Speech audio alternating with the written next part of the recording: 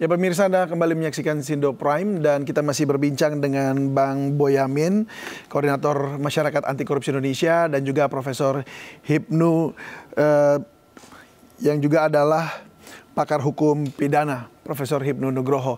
Saya ke Prof. Hipnu. Prof, tadi kan artinya si Magdir kemudian mengembalikan uang kepada atau memberikan uang kepada kejaksaan tanpa memberikan kejelasan ini dari siapa dan ya hanya diserahkan begitu saja, sehingga ini menjadi PR-nya kejaksaan. Lalu kejaksaan pun juga tidak menerima begitu saja dan mengadakan penyelidikan. Namun apa yang harus dilakukan oleh kejaksaan? Apakah juga bisa mendesak pihak dari kuasa hukum untuk membuka sedikit informasi begitu? Ya, tampaknya ini ada kekalutan ketika pembacaan surat dakwaan menyebutkan pihak-pihak tertentu. Dengan kalutnya di sini, makanya ada inisiatif untuk mengembalikan seperti yang dirumuskan dalam dakwaan. Karena kalut kan sulit untuk menyebutkan uang dari siapa, dari mana sumbernya, untuk siapa. Ini yang misteri. Tapi kalau kita lihat, Mas, secara kasat mata, kalutnya itu karena ada seseorang yang tanda petik mempunyai kedudukan tertentu, gitu loh. Ini kita dalam hal pengungkapan perkara itu memang teori insuckling harus dijelaskan di sini. Maksudnya Prof siapa nih? Pak Maden memang harus seperti itu. Pak Maden memang harus seperti itu dalam menuntut karena kalut. Ini uang untuk siapa? Nanti akan menjebak malah. Dan ini mas jadi jebakan tadi. Oleh karena itu, kalau tadi Pak Boyamin menyampaikan bagaimana mengusut total dari bawah lagi asal-usul itu, tapi juga itu yang pertama boleh, tapi yang kedua segera dari aliran-aliran saksi itu kan akan buka suara semua. Pak IM kemana saja, Pak E kemana saja, ya itu akan jelas nanti. Oh berarti uang 27 itu adalah dari A kepada B dalam rangka untuk ini. Itu bisa. Jadi banyak alternatif Pak untuk melihat suatu objek perkara ini dalam untuk kepentingan siapa. Begitu menurut saya. Baik, jadi ini udah pasti karena terkait dengan surat dakwaan tersebut ya. Bang Boy, kalau Anda melihat, kan tadi Anda katakan ini klaster-klaster ini banyak markusnya juga. Apakah hal ini artinya saat ini pun para markus-markus ini sudah tidak berani begitu, dalam arti waduh ini terlalu banyak yang memantau sehingga nggak berani untuk menerima tawaran 27 miliar untuk memproses supaya memudahkan atau meringankan para terdakwa begitu? Ya gini kan, dulu di dalam BAP dua saksi itu mengatakan ada yang bahkan yang lebih tinggi 70 miliar ada, 75 miliar juga ada gitu. Nah, Irwan Hermawan itu kenapa membuka sekarang? Ya itu tadi, bahwa uangnya bukan dimakan dia. Syukur-syukur kalau dianggap dia korban pemerasan, maka bebas. Gitu loh. Kalau toh nanti uang pengganti, kalau dia dianggap memakan 119, maka dikurangi 27. Sebelumnya 8 miliar katanya, 27 dan 8. Kan nanti kan pengurangan itu bisa meringankan hukuman atau paling tidak subsidiarnya nanti meringankan gitu kan. Itu saya kira maksudnya Pak Magdir di situ, demi kepentingan menguntungkan kliennya. Tapi Kejaksaan Agung tidak boleh terbawa skenario Pak Magdir seperti itu, bahwa ini bisa uang ini ternyata bagian dari menghalangi penyidikan. Karena dulu diberikan itu kepada Markus atau kepada seseorang yang mengaku bisa menghentikan penyelidikannya Kejaksaan Agung dalam awal-awal kasus korupsi BTS ini. Nah, saya paling gembira kalau ini setidaknya bahkan bisa dikenakan penghalangi penyidikan, karena saya yakin mereka bisa aja sebenarnya melakukan upaya-upaya apa, bisa di-tracking dari komunikasi alat handphonenya. Dan kedua bisa aja karena ini hasil kejahatan, bahkan dikenakan pencucian uang dan mereka penadah. Nah, kan ada pencucian uang yang pasif begitu sebenarnya dalam undang-undang kita pencucian uang. Ya bisa aja malah kena gitu. Jadi kalau Kejaksaan Agung mau sekali lagi, maka ini bisa banyak yang terlibat karena untuk menggambarkan bagaimana ini loh kasus korupsi yang coba dihentikan di awal-awal penyelidikan, di awal-awal klarifikasi sampai bahkan di angka 254 miliar kalau tidak salah itu diberikan kepada macam-macam orang gitu kan. Ada yang dapat 15, ada yang 30, ada yang 27, ada yang 70, ada yang 75.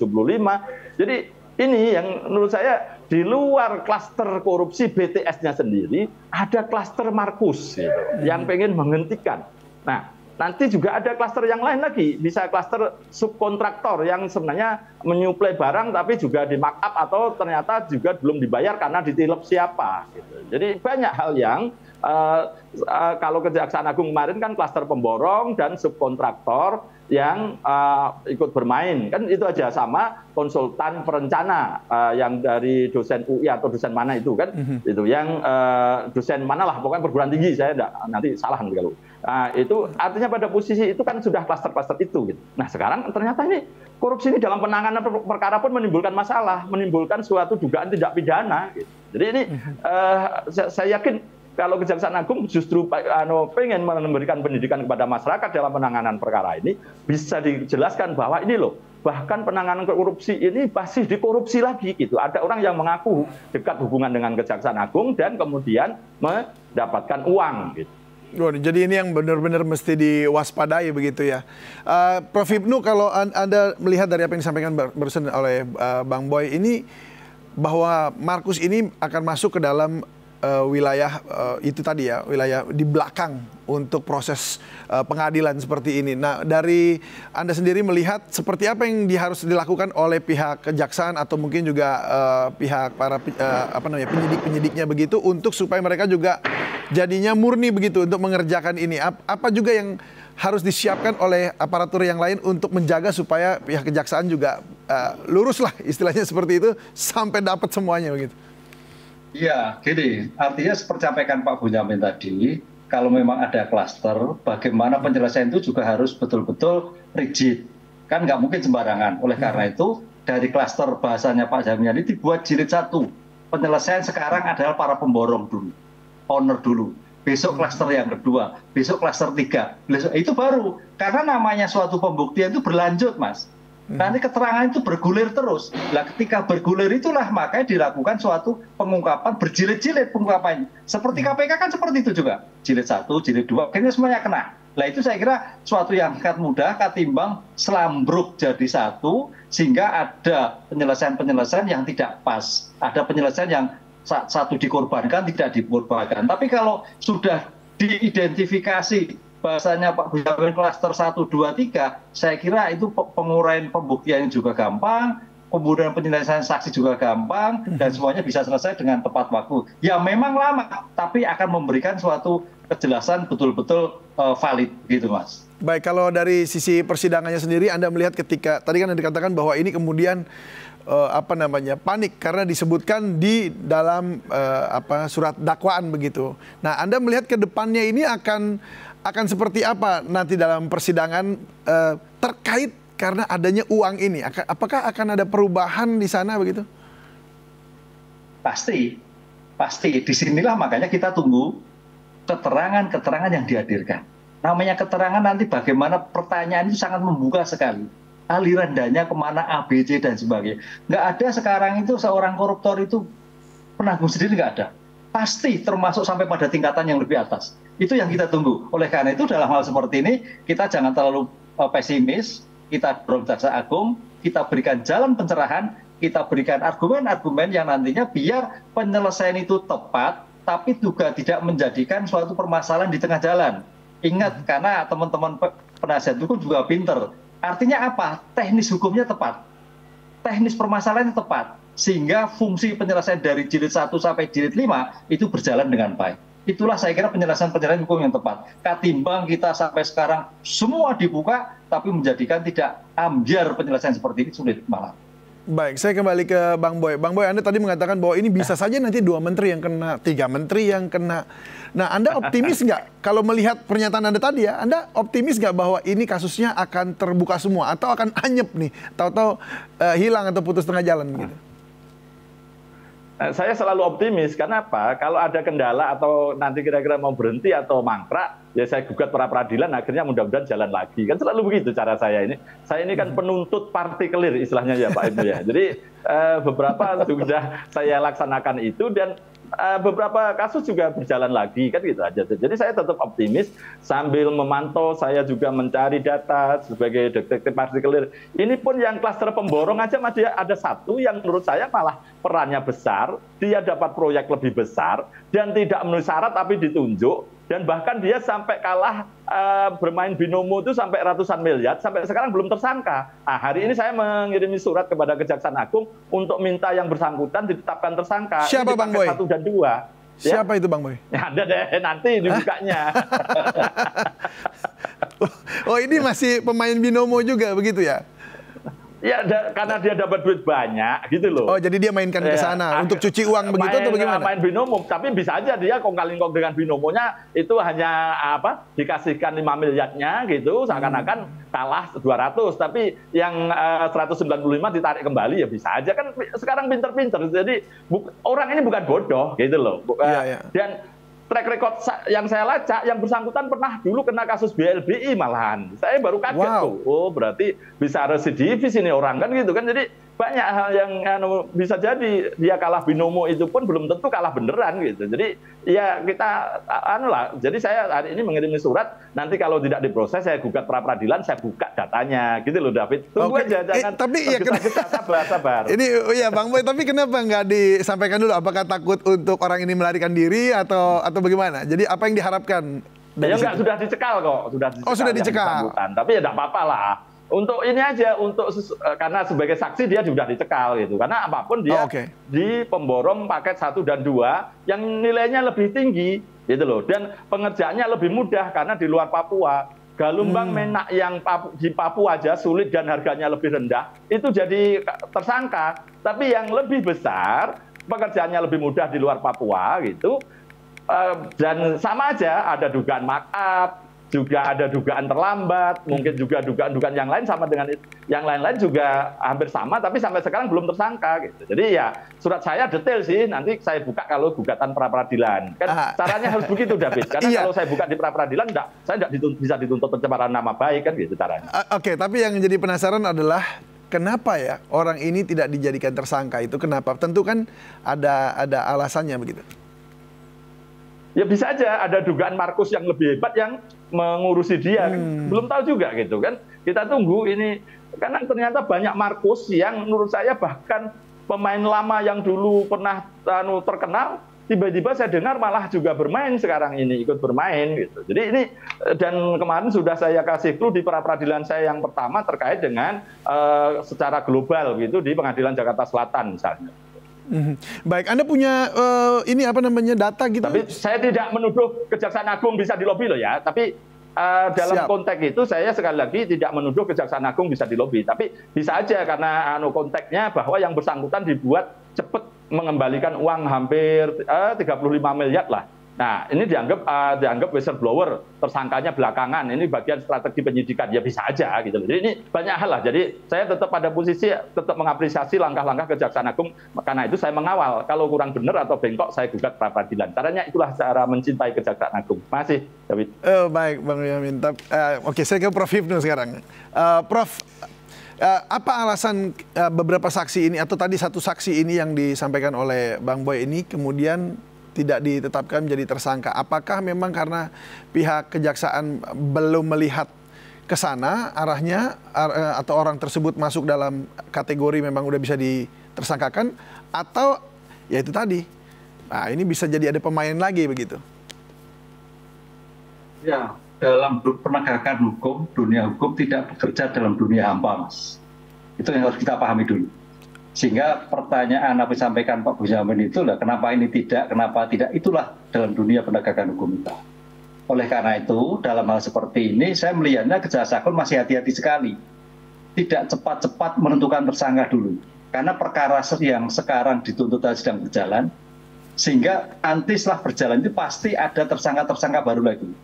Karena apa? Penyelesaian suatu kasus yang saya lihat itu harus betul-betul adalah tersistem. Jangan gerusa-gerusu, kan itulah. Karena apa? Ini berkaitan dengan darurat dakwaannya, kaitannya dengan pembuktiannya. Memang semangatnya luar biasa, tapi ingat dalam konteks hukum dengan semangat biasa itu harus juga diikuti dengan sistem teknik hukum yang bagus. Sehingga jangan sampai permasalahan ini menjadi kendala di dalam permasalahan di pembuktian. Saya melihatnya seperti itu, Mas. Jadi kita Mas Bonyamin yang sejak dulu seperti itu memang betul ya terus ya. Tapi ingatlah separuh dulu. Tapi jangan berhenti kan gitu loh. Ini yang sekarang itu kadang-kadang kalau kita tidak diingatkan oleh Bonyamin berhenti lah. Ini yang kadang-kadang timbul seperti itulah yang menjadikan penegakan hukum yang timpang. Baik, apa namanya? Jika gerasa-gerusu gitu, apa sih yang paling buruk yang bisa terjadi dalam sebuah persidangan seperti ini? Yang kemudian kalau boleh dibilang tadi dikatakan bisa melibatkan bahkan 2-3 menteri lain gitu. Ya, karena kan pembuktian kan berjalan. Bicara pembuktian, bicara teknik dan taktik. Nah, sekarang artinya apa akibat yang paling buruk kira-kira kalau memang itu kemudian kita di sini ya. Ya, paling buruk satu, kita dakwaan bisa-bisa menjadi obskur. Itu yang jadi masalah. Karena dakwaan itu suatu lokus dan tempus deliknya orangnya jelas. Jadi ibarat suatu pohon, itu dari hulu ke hilirnya jelas, Mas. Itu yang suatu rangkaian yang menurut saya beratnya bagaimana merumuskan suatu delik, merumuskan suatu peristiwa hukum itu tidak mudah. Sehingga pohon akarnya seperti apa? Baru tadi menyabang klaster-klasternya itu. Tapi kalau sudah pohonnya sudah ketemu, nanti tinggal gampang klaster A, B, C, dan sebagainya. Itu yang saya kira melihat dalam suatu konteks, suatu pembuktian tidak semudah yang kita bayangkan. Klaster A yang akan menjadikan beberapa klaster, itu yang agak sulit. Oleh karena itu dalam pengungkapan perkara, pembuktian, itu memang harus hati-hati sekali. Ibarat teorinya itu teori bubur panas lah. Pinggir, baru pada satu. Itu taktik, Mas. Taktik. Jadi kita nggak bisa sembarangan taktik dan teknik kejelian menentukan tersangka, taktik dan teknik kejelian menentukan suatu bukti cara ampuh untuk menentukan sebagai tersangka seperti yang kita inginkan bersama. Tapi kan ini masalahnya persidangan sedang berjalan begitu. Lalu berapa? Ya, ini kan bicara timing nggak? Timingnya bagaimana gitu? Ya, sekarang kan yang sedang berjalan kan Pak Menterinya, ya kan? Pak Menteri itu sebagai simbol. Nah, Pak Menteri itu akan berkembang nanti, pasti nggak mungkin dia hanya sebagai tumbal, pasti akan nyanyi A, nyanyi B, nyanyi C, nyanyi dan sebagainya. Lah konteks nyanyi A, B, C itu juga kejelian bagaimana pertanyaan kepada para tersangka. Kalau terdakwa, kalau pertanyaan-pertanyaan bagus untuk mengungkap yang lain, itulah cara celah. Jadi pengungkapan perkara itu bisa di awal sumber tindakan seperti yang ditemukan 27M, bisa lewat pembuktian di persidangan. Karena itu akan terkonek dengan kesaksian lain, dengan bukti yang lain. Dan itu tinggal mengembangkan bukti-bukti yang disampaikan dalam persidangan itu dengan dimuat dalam surat dakwaan yang kemudian hari. Itu lebih sanggih pembuktiannya. Baik. Karena sudah diuji dalam persidangan. Baik, saya terakhir ke Bang Boyamin. Bang Boy, kapan ini jadi rencananya mau disampaikan itu tadi, keberatannya? Ya, kan sudah saya masukkan hari ini. Tapi saya bukanya nanti ya seminggu 2 minggu lah gitu. Sampai nanti saya buka sejelas-jelasnya kalau gugatan pra-peradilan. Bagaimana perannya tadi, misalnya dia tidak memenuhi syarat untuk bisa jadi pemenang, tapi malah ditunjuk gitu. Paketnya yang besar, uangnya lebih besar gitu. Dan sudah di markup juga gitu. Jadi nanti pasti akan saya buka. Gitu. Tapi Anda yakin ya bahwa ini gugatan Anda ini benar nih ya? Artinya ini udah terbukti, ya, Anda punya buktinya begitu, benar ya? Ada, dia tidak memenuhi syarat apa saya tahu kok gitu loh, tapi tetap ditunjuk gitu, ada gitu. Jadi sebenarnya dia dari sisi memenuhi syarat untuk jadi pemborong aja tidak memenuhi syarat itu. Ya. Jadi tapi tetap ditunjuk itu aja udah salah kan. Gitu. Apalagi terus kemudian dugaannya pekerjaannya terlambat tapi tetap dibayar, dugaan fiktif dan juga tidak sesuai spek misalnya begitu. Kan macam-macam cerita lucu-lucu kan ada di dugaannya misalnya BTS-nya itu tidak ada towernya, rangkaian besi tapi ditempel di pohon misalnya gitu. Jadi ini yang pernah kejadian. Jadi banyak hal yang menurut saya yakin sih kalau saya sudah pernah memprovokasi penyidik terhadap orang ini, mengatakan mereka ini strategi penyidikan. Nah, saya yakin ini supaya orang ini merasa nyaman dulu dan kemudian bisa jadi saksi menceritakan yang lainnya. Kira-kira dugaan saya itu. Seperti kasus EKTP zaman dulu itu kan juga itu KPK. ada seseorang yang perannya besar, tapi sampai sekarang belum tersangka, tapi dia membongkar banyak hal, pertemuan di Hotel Grand Melia misalnya gitu. Dan ini juga begitu, penyidik mengatakan strategi penyidikan. Jadi saya kira ini hanya soal waktu, tapi supaya ini tidak lupa atau tidak berhenti, maka terus saya berikan surat, terus saya akan buat pra peradilan gitu. Jadi ini beriringan gitu, David. Saya yakin kok ini tinggal karena nunggu waktu aja, masih. Baik, kita tunggu Bang Boyamin untuk bagaimana nanti hasilnya, apakah ada gugatan pra peradilan atau memang kemudian penyidik mengungkapnya itu sendiri. Semoga yang terbaik nih ya bagi bangsa Indonesia juga. Dan jadi kasus korupsi ini boleh dibongkar, kerugian negara juga boleh istilahnya dikembalikan lah kekayaan negara seperti itu. Ya. Terima kasih Bang Boyamin, Koordinator Masyarakat Anti Korupsi Indonesia, dan juga Prof. Hipnu, pakar hukum pidana. Terima kasih, salam sehat selalu dan selamat berakhir pekan. Ya, dan pemirsa tetaplah bersama Sindo Prime karena kami akan kembali dengan sejumlah informasi menarik lainnya.